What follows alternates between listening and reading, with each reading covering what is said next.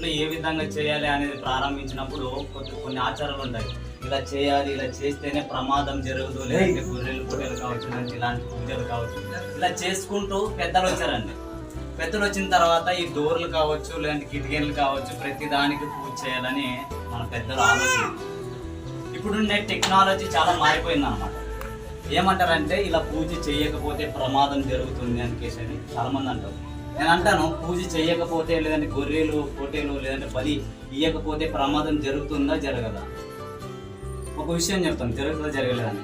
Centering కొట్టినారండి ఒక బిల్డింగ్లోన. Centering కొట్టిన తర్వాత ఒక సెంటరింగ్ ఆయన అన్నాడు, అబ్బాయి పిల్లగాడు ఏమన్నాడు, మేస్త్రి ఏమన్నాడంటే, అరే బాబు ఆ మూలం మాత్రం వెళ్ళదు, సెంటరింగ్ అద్రాటం ఉన్నది అని చెప్పినాడు అనమాట. చెప్పిన తర్వాత కూడా ఈ పిల్లగాడు వినలేకపోయే సమయంలో కూడా అక్కడ వెళ్ళికేసి మేర వెళ్తుంటే ఆ సెంటరింగ్ కొద్దిగా లూజ్ అయ్యి కింద పడి చనిపోయినాడు అనమాట. ఇప్పుడు తప్పు ఎవరిది? మన పూజ చెయ్యకపోవడం వల్ల తప్పు అంటారా, లేదంటే ఆ మేస్త్రి చెప్పినప్పుడు కూడా ఆ పిల్లడు వెళ్ళడం విషయంలో పడిపోయి చనిపోయడంలో ఎవరు తప్పు అంటారు? పిల్లగంటే కదా తప్పు.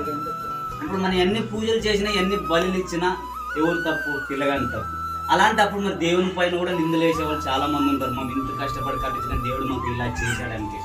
ఇప్పుడు చెప్తాను, ఏ ప్రమాదం, ఏ విషయంలో ప్రమాదంలో పోకపోయినట్టు ఉండాలని ఇలాంటి పూజలు కానీ ఏమన్నా మీ మంచి జరగాలని చేస్తారు తప్ప కీడు జరగాలనే ఉద్దేశం కాదు. మరి అలాంటప్పుడు అలా జరిగింది, దేవుడే చేశాడని మీకు అనవచ్చు, ఒక డౌట్ రావచ్చు. కానీ ఆ మేస్త్రి చెప్పినా కూడా. ఇంకొక విషయంలో ఏ ప్రమాదం జరుపుకోకున్నట్లు ఇప్పుడు సుత్తి గుళ్ళతో చిప్పింగ్ కానీ చేస్తుంటారు అన్నమాట. చిప్పింగ్ కానీ చేస్తుంటే ఇప్పుడు యాక్సిడెంట్ అంటే ఉలి సుత్తితో కొడుతుంటారు. కొట్టినప్పుడు చేతికి పడుతుంది. చేతికి పడినప్పుడు ఇప్పుడు దేవుని తప్పు అంటారా, మనిషి తప్పు అంటారా? మనిషిదే తప్పు అంటారా? ఇప్పుడు దేవుడు నాకు ఇంత ఏట పడిపించాడని మీరు అనుకోవచ్చు. ఊరు చెప్తాను, ఇప్పుడు సడన్ గా తప్పి చేతి పడిందంటే దేవుడు హెచ్చరిక ఇస్తున్నాడు. అరే బాబు అలా కొట్టకూడదు, చూసుకుంటూ నిదానంగానే కొట్టాలని అది ఒక హెచ్చరిక. కానీ దేవుడు శాపంగా అలా చేసే విషయాలు కాదు. ఇంకోటి ఇవన్నీ పారంపరాచారాలు, పెద్దవాళ్ళు చేసే ఒక నమ్మకాలు. అది ఎవరు నమ్మకం వాళ్ళకు ఉంటుంది. కాబట్టి చిన్న ప్రార్థన చేస్తున్న కుటుంబం కొరకు, లేదంటే ఆయన యోగనమ్మ కష్టపడే విధానం కావచ్చు, మరి గుంటూరు కావచ్చు, పిల్లలు చాలా మనం చూసినామన్నమాట కష్టపడే విధానంలో. మరి వారి కుటుంబం కొరకు, వారి బంధువుల కొరకు చిన్న ప్రార్థన చేస్తాను. కళ్ళు మూస్తాను. ప్రేమ గల దేవ, దయగల తండ్రి, నాన్న మరి సమయంలో తండ్రి నీ కుమారుడు విషయంలో తండ్రి నేను ప్రార్థిస్తున్నాను. శ్రమల్లోనూ ఇబ్బందుల్లోనూ తండ్రి ఎన్నో ఏటిపోటీ విషయంలో కూడా కావచ్చు తండ్రి ఇంత దాకా నిర్మాణించాడు తండ్రి. నన్ను విషయంలో దేవ వారికి మంచి ఆయుష్ను, ఆరోగ్యాన్ని అనుగ్రహించిన తండ్రి. మరి ఇంటి నిర్మాణంలో తండ్రి నన్ను మొదటిసారిగా విండో తండ్రి మెయిన్ డోర్గా ఏర్పాటు చేసి తండ్రి నేను మరి ఇలా కొన్ని మాటలు వినిపించాలని, ఎన్నో మహిమపరచాలని విధంగా ఏర్పరిచిన విధానం బట్టి మీకు వేలాసుకుని తండ్రి నన్ను వారి కుటుంబాన్ని కూడా జ్ఞాపకం చేసుకుని పెద్ద అయిన తండ్రి వారికి ఇచ్చిన బహుమానమైన పిల్లలను కూడా జ్ఞాపకం చేసుకుంటాను.